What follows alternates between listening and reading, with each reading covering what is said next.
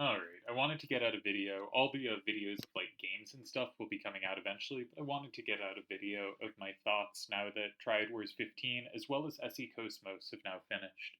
So, gonna go through a bunch of topics today: a record set, historical comparisons, the best match of Triad Wars 15, my tournament strategy, some kind of general strategic questions, and some vanity stuff. So, let's get to it. Yeah, all the games I recorded will come out. You'll see all of that. Just wanted to get a kind of recap thing up sometime adjacent to when the tournament was actually finishing rather than at the end. Obviously, all the games will come out in time. So here's some thoughts. Firstly, we have some achievements set. Delial made the finals of SE KOS-MOS and the quarterfinals of Triad Wars 15. This brings him to 23 total tournament icons, single player icons, passing Yojimbo's reasonably long standing record of 21, who had in turn broken Kona's reasonably long standing record of 18. Sir Smokes is the closest to getting in this conversation at 16, followed by Vid and Seto, Vid at 15, and Seto, Turdz, and myself all have 14. So, given that Yojimbo and Koner are not active players, Delial looks to extend this lead, but it is possible for any of the players listed to move up into those kind of top 3 slots. Excluding early tournaments, so like Kaus Debonair won his first tournament, and whoever made semifinals in Triad Wars 1 all made semifinals in their first tournament. But excluding like the first couple years of tournaments where, a lot of people by definition are going to get a far run in their first tournament, like necessarily it will happen. Cliffy is the 5th player after Tezuka, Kazdan, Sephiroth, and Sevanud to make a semifinals in their first tournament. It's possible I'm missing someone, but that's the list I came up with. And no one has gone further on their first tournament since very early players like Kaus Debonair, Broccoli, Doc Evil, I think Ulti as well, went further on their first. But the point is, this is a very rare achievement and a really cool thing to have seen happen. Midas and Akiyama joined the esteemed 40 win club. This is a really rare club to be in. 25 members total have won 40 tournament matches. It's hard to do. Really cool achievement.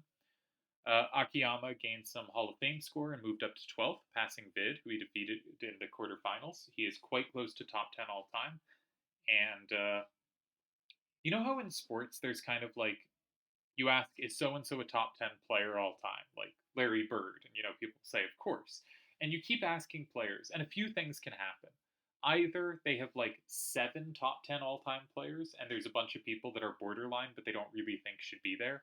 Or they end up having, this is more common, like 15 players they think of as top 10 all time players. And I think that's starting to happen in TTA, in tournament record, where specifically at this point, you basically have to think one of Slash of Time, Kamikaze, Koner, MC, or Nightwish is not a top 10 all time player. And with players like Akiyama putting up really high win rates, and with players like Vid, as we'll get to in a moment, looking kind of similar to Koner in resume, it starts being harder and harder to kind of set a clear, well, here's players we know are top 10, and here's players we know aren't. And I could easily see in like a year or so 13, 14 players who quite reasonably think, yeah, of course I am a top 10 all time tournament player. And obviously, definitionally, 14 cannot be so, but it could be very reasonably for 14 to think they are so because they have achievements in different ways, right? And they all have resumes that look good enough to be there. So we're starting to get close to that point in time. I would say right now, it's still the 11 players that you'd think of. Mount Rushmore, which is Delial, Seto, Yojimbo, and myself. Doc Evil, Great Sephiroth, and then the 5 I just mentioned. One of those has to miss, and it's your choice which. But all of those players should consider themselves top 10. Also, Vid and Was Up became the 7th and 8th players to break 70 tournament wins, so it's also a nice milestone. And let's get into some comparisons, because I think these are interesting. Look at Koner versus Vid. They've both played, by my count, exactly 38 tournaments. They both have 2 championships. Koner won SC Rhinoa 2, maybe 3, but I think 2. and then one later, Triad Wars, let's say 11, maybe 12, but I think 12. I think Triad Wars 12. Vid won Nanaki and Garland. Vid has made an extra finals, but Koner has a slight icon lead. And note, Koner tended to be playing earlier on the site when icons were harder to come by. Those are reliably from 6 or 7 round tournaments rather than, 5 or 6 round tournaments, right? So I think Koner's icon lead is really impressive, and makes up for having played one finals fewer. They have very similar win rates, 66 to 65%. Vid has had a few more wins against winners, though I think Koner's got this really weird divide in when he wins and is, it's still a very good win rate versus winners. Koner has a better win rate versus non winners. And if you look at peak elo rating, which adjusts for level of opposition, because like dividing winners versus non winners is an easy adjustment to make, but like a lot of non-winners are better than a lot of winners, right? So this like adjusts for strength of opposition in a more complex and well thought out way. And I think Koner peaked a little higher and maintained it longer. Like I think Koner is the better player, and this comparison makes it look maybe a little closer than it is. But like it just with this similar resume, how far apart can it be? I think Koner's better, but it's remarkably similar. And this means if like Koner is surefire top 10, Vid can't be that far off, right? Vid's got to be close. Very strong player. Then I wanted to do an Akiyama comparison. Given that he's not played that many tournaments, we can keep updating him and comparing to people who have played similar numbers of tournaments. I've been comparing him to Sujiro a lot, but I thought I'd throw in a different name who was closest in tournaments played, Great Sephiroth. So if we compare, Great Sephiroth has played 20, Akiyama 19, Sujiro 17. This is not to say playing more tournaments makes you better. This is just to say, adjust slightly. If someone's played 17 tournaments, they probably haven't won quite as much as someone who's played 19 or 20 if they're similar level players. But this is also to say these are all close numbers. They should have comparable results. Obviously, if one person's played 40 tournaments and one person's played 20, it's kind of hard to compare them, right? And even if the person who's played 20 is on a higher pace than the person who's played 40, it's really hard to maintain your pace for 40 tournaments, right? That's so many years of playing. And to, even if you drop off a bunch, if a 40 tournament player has a slightly lower pace than a 20 tournament player, like the 40 tournament player's got to be better, right? Their peak 20 run is going to be better because it's just so hard to maintain. So anyway, this is to say this is similar tournament numbers, and thus I think valid to compare. Great Sephiroth is the championship lead with 3 to Akiyama and Sujiro 1 apiece. Finals, we see Great Sephiroth and Akiyama tied. I would note Sujiro, again, did it when most tournaments were 7 rounds and many were 6, or at least a decent chunk of both 7 and 6. So it is harder for him to make it to the icon round. Going 4-1 is sometimes a quarterfinals for him, while going 4-1 for Akiyama is a finals run, right? So these numbers can't quite be compared directly, but it is to say they're all pretty similar. I think, you look at championships, Great Sephiroth is a lead. You look at finals, probably Great Sephiroth still is a lead. You could argue Sujiro's 3 is actually more impressive. You look at semifinals, again, I think Great Sephiroth is a slight lead. You look at icons, it's probably Akiyama or Sujiro. Like, Akiyama has a clear lead, but Sujiro did do it in tournaments that often had 2 more rounds than the ones Akiyama's playing in. So is that worth 3 icons here? It's probably pretty close. This is to say, they kind of have similar tournament result rates, except that Great Sephiroth has those championships. If you look at their overall win rate, Akiyama is the lowest, but here is somewhere where I think Akiyama is unfavored by the current format, because there are fewer rounds, so it's easier to get icons, but more of those rounds are against just top-tier opposition. You look who's left on the site, you look at how many games have to be played against them. He is playing tougher fields than they were, and therefore, the fact that his win rate's a little lower, I would not hold against him here. In win rate versus winners, you can see they look really comparable, little ahead for Great Sephiroth and Akiyama. In win rate versus non-winners, we start to see some separation, that Great Sephiroth just really consistently crushed non-winning players. And if we look at peak ELO ratings, we basically see clear and about equidistant divides of Great Sephiroth is clearly better than Akiyama, and Akiyama is clearly better than Sujiro. And I think at this point, I've admitted in the past that Akiyama's past Sujiro, but I think I have to let go of this and just say, yeah, Akiyama has the better tournament record than Sujiro, and that is a huge feat because Sujiro is excellent. But this is also to say that Great Sephiroth, MC, Nightwish, I think were on faster, better paces than Akiyama has been on, which doesn't mean he won't pass them, but it also means that where he lands on an all-time ranking when he started to play as many tournaments as they have, which will be soon. Nightwish played 22, I think, tournaments, and MC played 27. It says so there. That, you know, there's a question whether he catches up to them or not. But I think he's going to be somewhere around there, and that's obviously a tremendously high place. So yeah, a bunch of things to adjust, but I think you can see from this comparison, Akiyama's better than Sujiro, and Great Sephiroth's better than Akiyama, and being in that territory is a really strong territory to be in. Let's talk about Turdz. So Turdz just finaled 2 majors at the same time. He wins SE KOS-MOS, getting his 3rd single-player title. He won Vincent, which was a grueling 7-rounder, a very strong tournament to have won. And then he wins Carver, which is a relatively weak tournament to have won. And now he wins KOS-MOS, which was a kind of a little bit different tournament, but the best of 3 format, quite interesting, the qualification over the course of a year. As I said when he won KOS-MOS in a video that hasn't come out yet, if you compared his 3 tournaments won to other players who have won 3 tournaments, his 3 tournaments are less impressive. On the other hand, you look at how few other players have won 3 tournaments, and you look at his accompanying resume, and Turdz is incredible.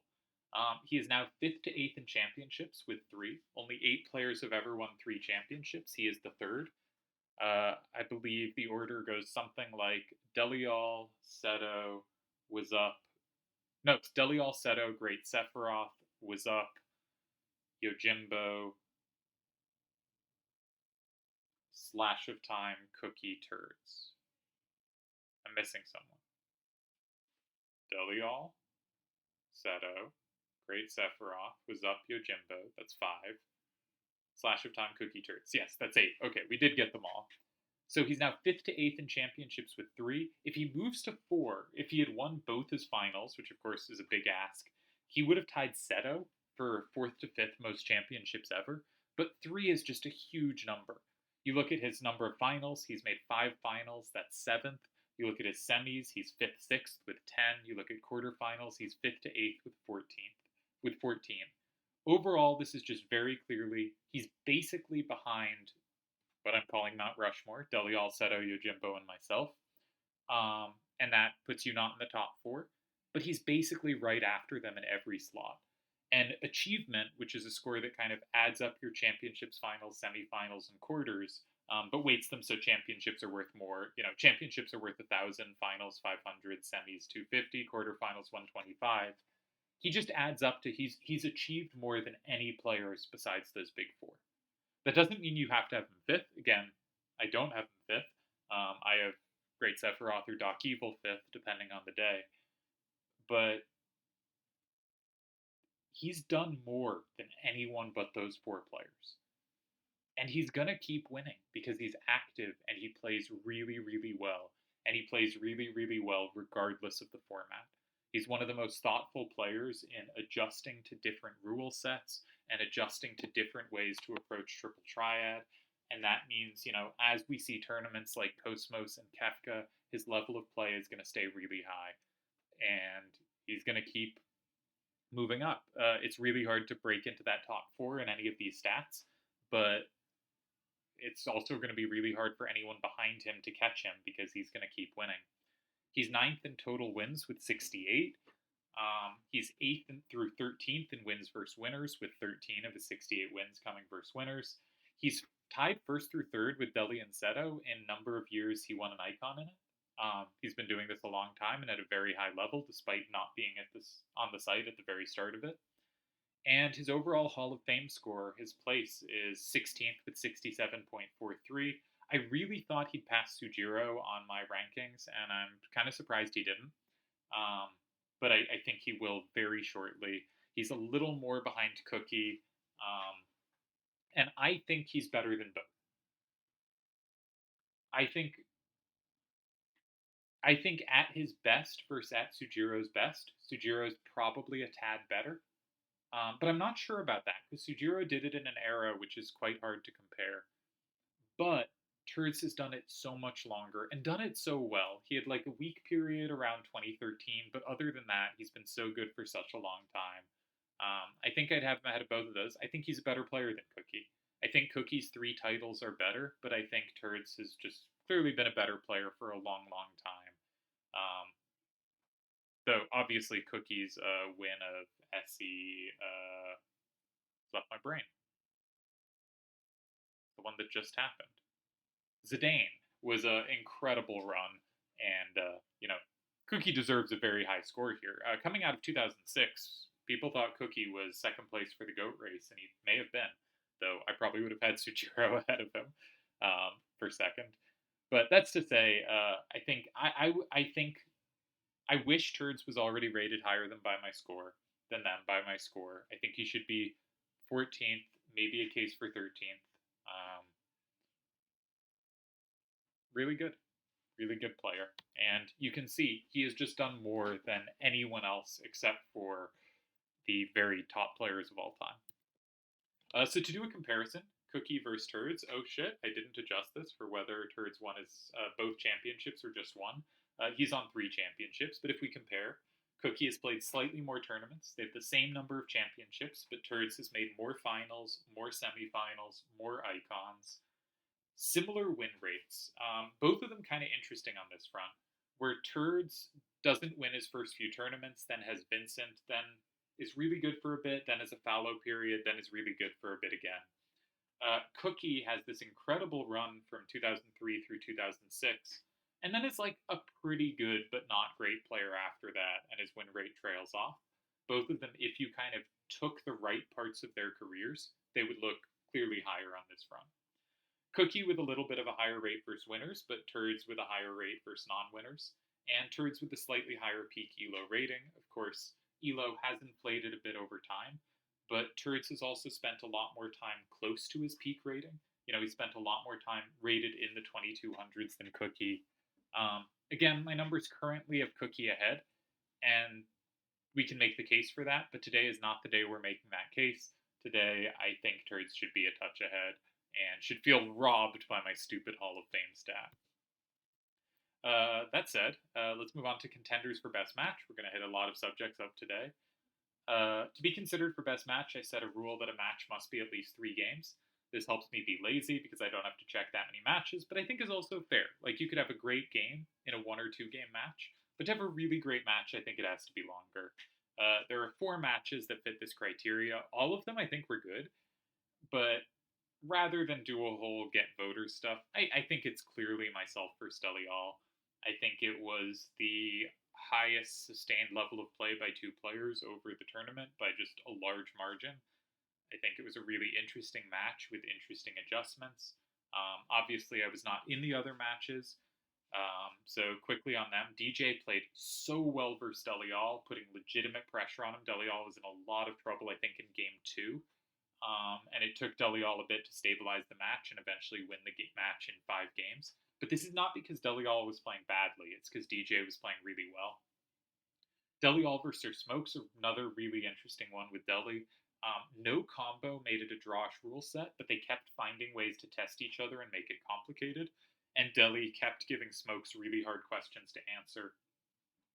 And in the game where Smokes lost, it was very difficult to find the tie, but showing how sharp Smokes was, as soon as he lost the game, he was like, I should have done this other move, immediately points to a quite complex move to play in the structure. Cards in 3, 5, 6, and 7 just goes, this card in 1, right? And that was the tie. So, really high level of that match, too. If I had to choose between those 2 matches, I don't know which I'd pick. I think they're both really good, and I don't have to make that choice, luckily. Vid vs. Akiyama, I did catch a bunch of I don't have great recollection of it. There were some lines that were kind of tricky. Anything with elemental doesn't stay in my head as well because the logic of it doesn't hold as cleanly over time, and I tend to remember stuff I understood the logic of. But I think that was also a really good match. And I think there were four really good matches, and I do think the best was the one I was in.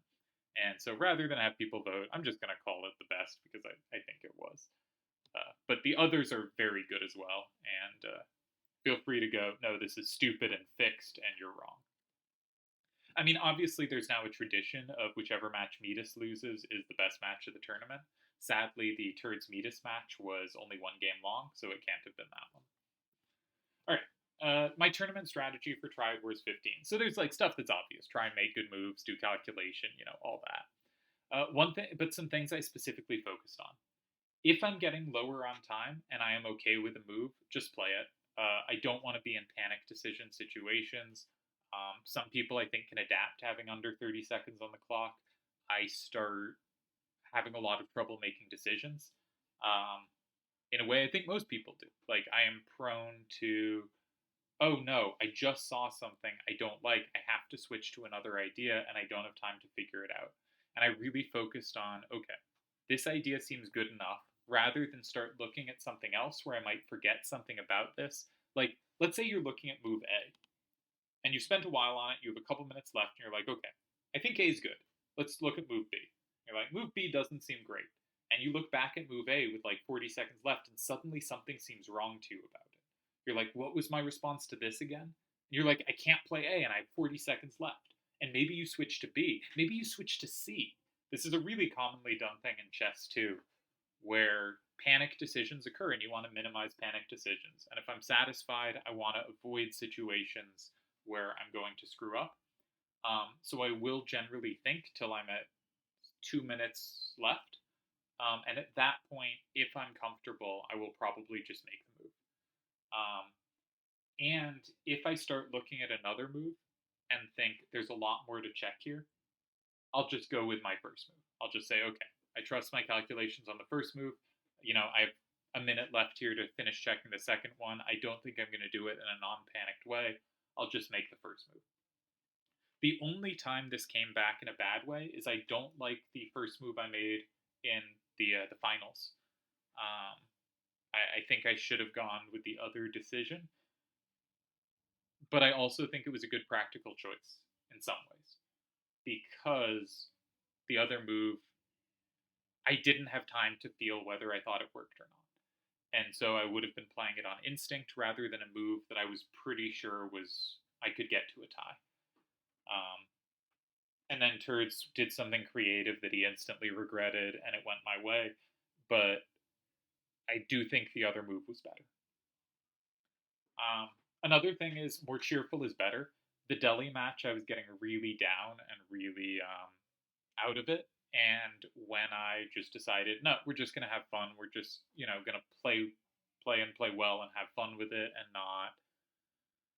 not be so moaning about not getting first turn. I think that really helped me, and I kept up that kind of upbeat mood for the rest of the match and the rest of the tournament in general, which I quite liked, despite the finals going very weird.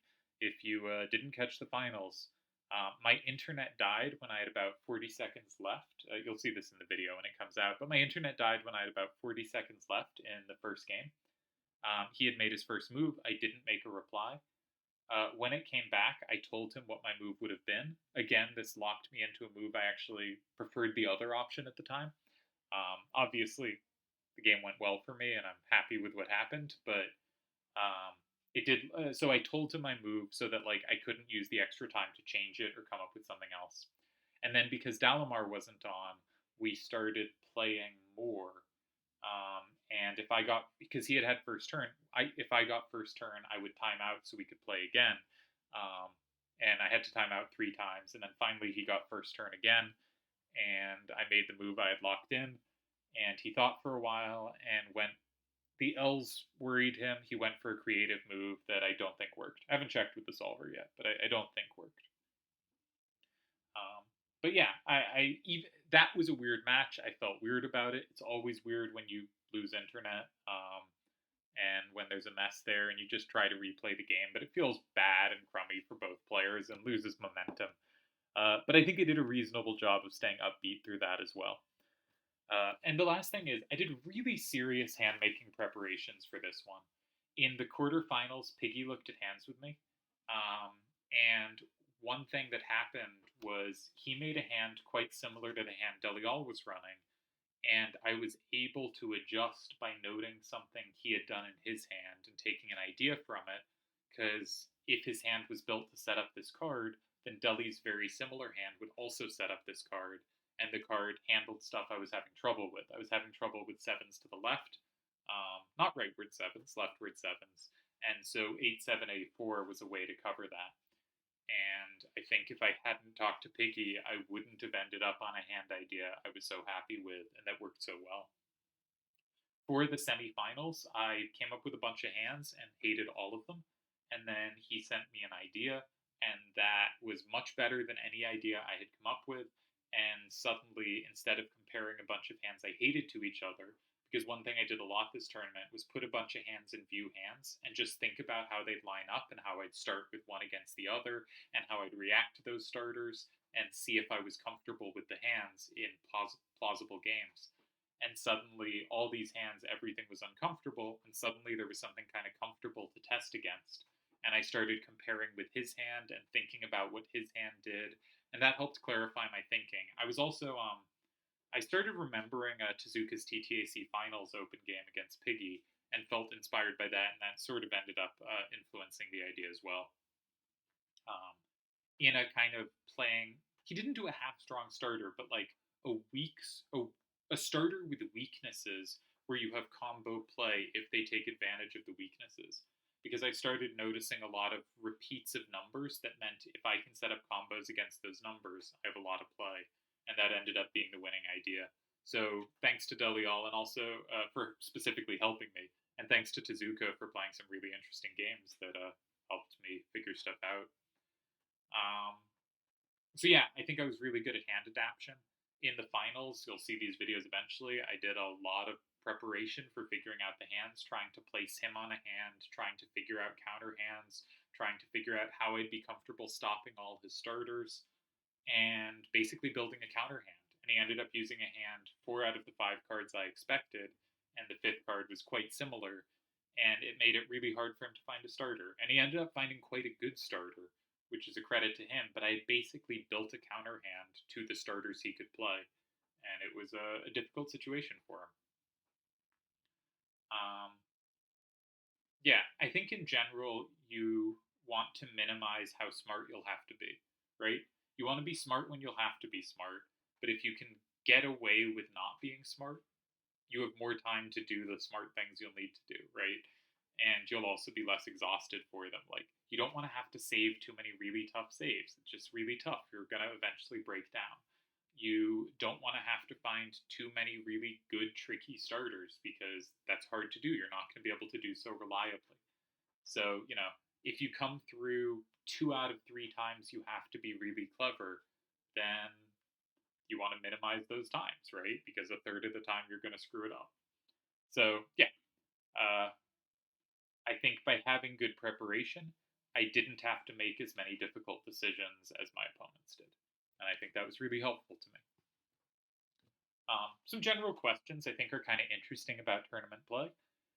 Not that there's like training programs that get you good at these, but if you could pick one, would you rather, 1, be great at winning 1 positions? Anytime you get a 1 position or anytime you get a humanly 1 position, you're going to convert it. Or 2, in balanced positions, you're really great at finding the moves that get the most pressure, and so you're likely to get advantages out of neutral positions. Be great at defending difficult positions. You have a bad position that's not quite lost, or is lost. Do you do the best job of giving yourself a chance to hold those positions, or guaranteeing if you're not lost that you do hold those positions? And number 4, would you rather be just great at hand building, such that you're never going to always have it, but that you regularly start with an advantage? I think there's a case for any of these 4. Matches tend not to go that much back and forth. There's some. Myself versus Deli, I was sure I was lost in game two. Deli versus DJ, he might have thought he was lost in game two. That was really scary. But there weren't that many matches that lasted that long. And so that sort of points you towards most matchups, the player who ended up winning was pressuring the whole match, right? Which suggests they were maybe better at gaining advantages from balance positions or better at hand building, or both, some combination. My guess is 2 and 3 are the most useful tournament skills, but I'm curious if other people think something else. I think minimizing losses is hugely important, but I also think if you're really good at those neutral positions, and tournaments have more neutral positions than like random games do. Randoms have a lot of times where you have a huge advantage or a huge disadvantage from the start. Tournaments, you're going to be playing more neutral positions. And I think playing them really well is really important. And like if you look at Deli versus Sir Smokes, I think Sir Smokes played really well, but Deli played better, and he was usually the one pressing for a win, right? He was better at those neutral positions, and as soon as he had a chance, he did convert it. It's not like he blew some conversions, but was so good at creating chances he won. He was really good at creating chances, and he converted when they came along. But I feel like it came more from two than from one that he won that match. That's my inclinations there, but I think it's an interesting question. Um, Another question in general about kind of tournament strategy. If you think you're the stronger player in a matchup, you want to reduce variance, right? You want to minimize how much the weird result happens. You want it to be as kind of straightforward as possible. How do you do that? I think in general, there are moves where you go, this is complicated, and I think it works for me, but it could swing either way. And if you're playing against a weaker player, there's kind of opposite inclinations here, because it might be if it doesn't work, you'll probably get away with it, and if it does work, you win immediately. But I don't think you need to do that if you think you're the better player. I think you want to minimize variance and generally keep stuff under control. You want to minimize risk. Of course, if that means you're the weaker player in a matchup, you want to increase risk for both players, and you want to make more moves that complicate and make the game messier or trickier. On the other hand, if you're not a great calculator, then playing games with tons of combo potential, or you just have trouble playing that kind of game, might not be a good strategy. So I'm not sure this can reliably be done. But in general, I think it's worth thinking about in your matchups, what am I trying to do here? Right? If you're coming up against someone you have a lot of trouble with, there's a couple indications there. One is maybe you don't want to make the kind of moves you normally make. Maybe you want to try, okay, I reliably react to this kind of starter in this way. Maybe I need to get some practice reacting in some other ways, and specifically try one of them. And of course, you have to get comfortable enough that you can make the move confident it's good. But that can also be just a good way to develop as a player. Another thing is if a move looks highly risky and highly complicated, in a longer match where not many risks are taken, you're probably going to lose eventually. It could be worth taking that risk. Another thing, do you play better with good cards that synergize well together or with a clear game plan, right? Are you comfortable, like, yes, I played my 7/7 corner, I have these cards ready to recapture, I have these cards ready to capture those, I have my sort of game plan, I'm going to go into the game, I'm going to play that card, I'm going to know I build well around it. Or do you go into games better with, okay, I have 5 cards that work really well together, and I'll figure it out as it comes. And I think some people think they're better with one, but would actually do better with the other. Another thing is, what numbers does your hand have difficulty taking? If your opponent runs those numbers or switches to those numbers, how do you intend to adapt? Having backup hands, and also one of the reasons to make backup hands that are like quite different than your starter hand is you may have built a hand you really like, and you're like, okay, I'm going to build a completely different backup hand. And then you can just look how they match up and be like, oh, that number is actually tough for me to take. Or, yes, this does cover this really well. I'm on the right hand. But the more you can kind of build those hands and just look at them against each other and think, okay, they play that strong corner. What do I do? They play that side starter. What do I do? And just like look for a few like starters they might try and just like make sure they're covered. Make sure your hand lines up. I think that can be really useful. Um, and then the big question for a lot of hands is, what are the most powerful cards available, and is there any way to get them to play well together?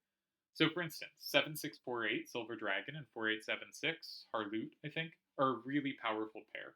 But 4678 and 876, and they're they're opposites. 4678 and 8764 do not play well together at all. They're actually a really bad pair. They're really bad. They basically have no way to set up that sets up combo synergies on any number you care about. They don't take each other very comfortably. They're just a really uncomfortable pair, right?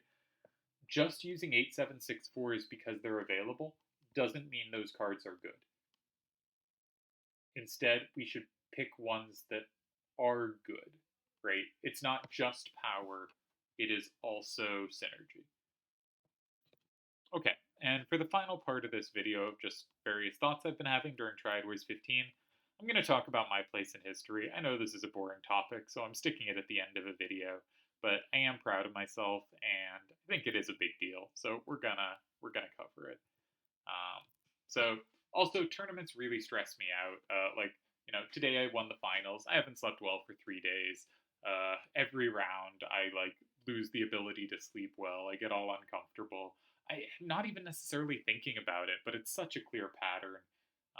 And I think some of it's I set up a score and wanted to be first in it, but it happened anyway. It's just tournaments stress me out, and I'm not always ready to be stressed out. So I don't want to stop playing stuff, and I actually think not worried about majors. I'll have more fun playing the random smaller tournaments because I sort of think my legacy is set. But I want to go more into Seto mode of pick and choose, or not play for a bit and see where I'm at, because it really stresses me out. I really get very intense and intent on it, and need to do well. I'm also really excited to watch other people play tourneys, so no one else is allowed to retire but me. And yeah, I think what I want to say here is I think my case for greatest of all time is pretty secure. And it's not because I think at my best I'm any better than the others on Mount Rushmore. But I think on a bad or okay day, I am the most reliable of them, and that adds up. And I also think I'm quite good at avoiding losses, and it has led to the following stats. So let's quickly make my case for greatest of all time. This is going to be only including players who have played at least 3 tournaments, so excluding Doc Evil, who would, of course, lead in a various number of categories. The comparison there is always tricky because it's hard to compare someone who's played, 22 tournaments to someone who's played 3. I would point to higher opposition, done it longer, a bunch of things. But this is to say, if you still think it's Doc Evil, go for it. Here's my case. In championships, I have now caught up to Yojimbo. We each have 7. Delial almost got there a few days ago, and I expect he'll get there fairly soon, and has a very good chance to take the lead in it. But for the moment, I am tied for first, and I have played far fewer tournaments than either of Yojimbo or Delial. And specifically with Yojimbo, I have played 22 tournaments to his 36, and have won the same number of titles. So as I've said, if you do the same thing, and someone maintains it twice as long, credit to the person who did it twice as long. But I don't think we've done the same thing, right? We have the same total. That means I've done arguably almost twice as much in the time I've played. And I think that is a large lead in actual performance. So tied in championships with 7. Now you could argue his championships are better. They tended to be played in a longer tournament era, though actually a bunch of his come from shorter eras at the end that I do not think were any stronger in competition than the Rebirth. I think we're probably a little weaker. So I'm not sure there's actually a real case there. And notably, in kind of traditional tournaments, I lead 7-5. By the way, listing who's in second is not meant to demean them. It's meant to say, here's the person who's number 2 in these stats. That's really impressive. But it is to show the comparison. I am second in total finals. Yojimbo has a comfortable lead on me there. I am tied second with Seto in semifinals. Yojimbo again has a lead, but again has played almost twice as many tournaments, or basically 1.5 times as many tournaments. I'm tied 6th through 8th in icons. Delial leads with 23. We already looked at the top list earlier. But I am first in championship rate at 31.8%. Virgil and Unfixable are at 25 and 20%. They played 4 and 5 tournaments, which means they do get in with the clauses I put, but basically they did not play much. And so Yojimbo's 19% is the second highest of people who played a lot, and 32% is a lot higher than 19. First in finals rate, this time not as much ahead, but 5% ahead is quite a bit at 41%. First in semifinals rate by about 10%. First in icon rate by about 5%. Again, all over Yojimbo. I think there's a Mount Rushmore, but I think Yojimbo and I are the top two. And Delial and Seto are 3 and 4. But that doesn't mean on their day they're not clearly better. And it isn't to take away anything from them, because I think there's a big four. And I think the big four is more important than the kind of rankings between them. But this is to say, I also have an ego, and yeah, we got to get through this. First in win rate, about 5% ahead of the field. That's a pretty huge margin, actually. There's a whole crowd in the 70s, and then from 77 to 82, there's nothing, right? This is probably the one I'm proudest of over all of these. Championship rate's pretty good. I'm second in wins versus winners. Delial is ahead of me with 36. I'm second in win rate versus winners, but if we exclude Virgil for having played again, only 4 tournaments, I'd move up to first, about 5% ahead of Seto. I am tied second, third in win rate versus non-winners at 91%. Nightwish is the highest. I'm tied with Great Sephiroth. I'm first in both pre-Icon rounds and Icon rounds win rate, and notably pretty similar win rates. I don't think I'm equally likely to win against stronger and weaker players, as is made clear in the non-winners and winners win rates, but it is to say I don't drop off that much as tournaments go on. Most people drop off a bit more. Of the GOAT contenders, I have a winning record against each of the other 3. Other 4 if you include Doc Evil. I've never played Doc Evil. I also have a winning record against Great Sephiroth, who probably comes next. I have an even record against MC and a losing record against Kamikaze, but otherwise have a winning record against basically everyone in the top 15. And I think the best record overall against that field. And as a result of, really, really high win rates, my Hall of Fame score is now first. I intentionally made sure to set it up in ways that I thought didn't bias in my favor. When I saw something that put me ahead of Yojimbo, I tweaked it a bit.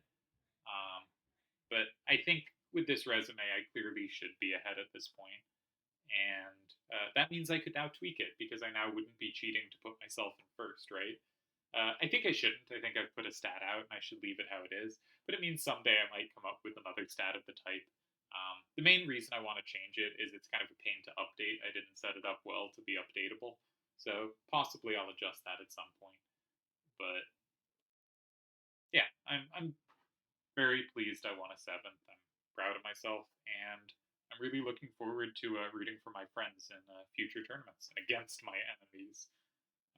Hashtag ban Delial.